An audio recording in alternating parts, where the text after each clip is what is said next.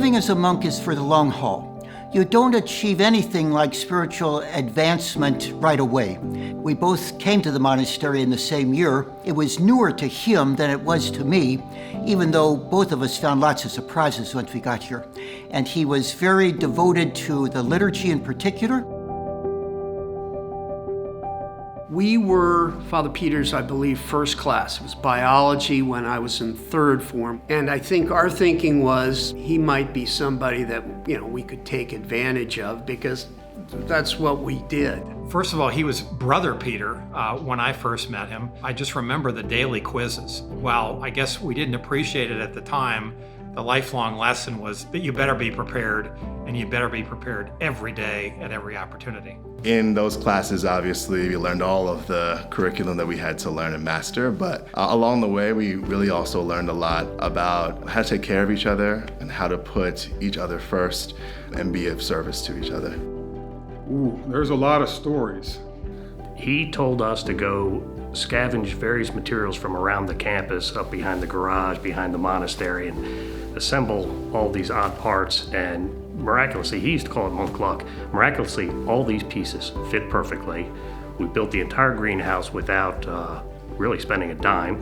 It inspired my lifelong love of building, which ultimately became my career. And there was this giant rock that he wanted moved about 30 feet from one part of the garden to another. The three of us could not move this rock. I mean, we were primed, we broke 2 shovels, and then we hid them so Father Peter would know we broke his shovels.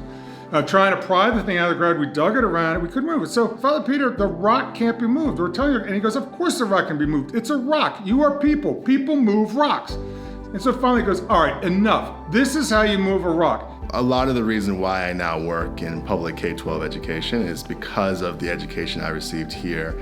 And specifically, Father Peter inspired me to really think about young people as more than just people who need to go to school and, make it through all the steps. But young people are folks who should pour into and take seriously and engage with in a very serious way. A leader who is just a resource to others and helps others see the excellence in themselves and lift themselves up. Well, he's what I would refer to as a practical visionary.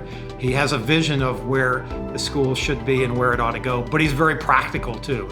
He went over, he bent down, he's in his black robes, he bent down, he picked the rock up. This thing had to weigh 300 pounds. He walked over and he sat it down. And my brother looked at Massar and me and said, must be a monk thing. I remember it was Abbey Aiden who once told me that everyone needs to integrate the poetry of their lives with the prose. The person who I really see that in is Father Peter, a man who has integrated the poetry of the Benedictine ideals, the Benedictine ethos, with the prose, with the practical reality of running a school and the day-to-day demands that come from that. He has a green thumb, even though he's colorblind. Well, clearly he has a love for plants and wants us all to partake of that care. What I see in the plants that he has in the courtyard at the Abbey and in the young men, shall we say, that are here, it's that each is flourishing in a way particular to that plant.